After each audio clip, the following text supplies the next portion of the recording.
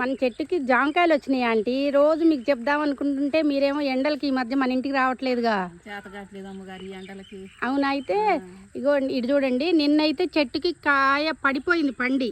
ఎంత స్వీట్ ఉందా ఆంటీ, కోసుకుని తిన్నా నేను. ఎమ్మటే కాయని తీసుకున్నా. చూడండి చిన్న కొమ్మకే ఎన్ని కాయలు వచ్చినాయి ఆంటీ. ఆ రెండు కోస్తారా అంటే మీకు అందుతే?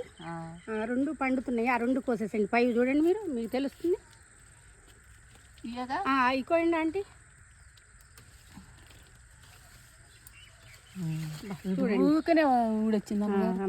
పండింది చూసారా, ఎంత మంచి కాయలు అంటే, ఎంత స్వీట్ ఉన్నాయో. కోసుకుని తిన్నారండి ఇద్దరం హాయిగా. మంచిగా ఉంది ఆంటీ చెట్టు అయితే మాత్రం. రోజు ఏదో ఒక కాయ వస్తూనే ఉంది ఇట్లా. అసలు ఎంత చిన్న చెట్టు కూడా పండింది ఆంటీ. ఇటు చూడండి, ఇటు పక్కన మీ చేయి దగ్గరది లేదమ్మగారు. అది 2 రోజులు ఉంచుతామా? అది 2 రోజులు ఉండి, ఇవన్నీ 2 రోజులు ఉండి. చూసారా మొక్కలన్నీ? చూసిన మీరు చాలా రోజులు అయిందిగా రాక. అన్నీ చూడండి చక్కగా మొక్కలన్నిటిని. కొన్ని అక్కడ తెచ్చిన మొక్కలు అంటే కొన్ని ఈగురులు పెట్టినాయి అంటే, మాడబొచ్చు వంటలో తెచ్చినవి. కొన్ని ఈగురులు వచ్చినాయి, ఎండిపోయినాయి తెచ్చా అని చెప్పాగా. కొన్ని పర్వాలేదు, కొన్ని ఈగురులు వచ్చేసినాయి. ఈ చెట్టు అమ్మగారు పారిజాతం చెట్టు అనుకుంటా. అవును అనుకుంటా అంటే. అదే ఒకటేమో ఇది స్వీట్ లెమన్ ఉంది. రకరకాల మొక్కలు ఆంటీ బాగానే ఉన్నాయి అన్నీ. కొన్ని ఇప్పుడే ఇగురులు వస్తున్నాయి. ఇగో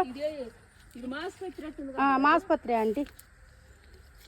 చూడండి వాసన చూడండి ఎంత బాగుందో అంటే. ఇది దేవుడికి కట్టినప్పుడు, దేవుడికి పూలు కట్టినప్పుడు మనం అవి కూడా కలిపి కట్టచ్చు.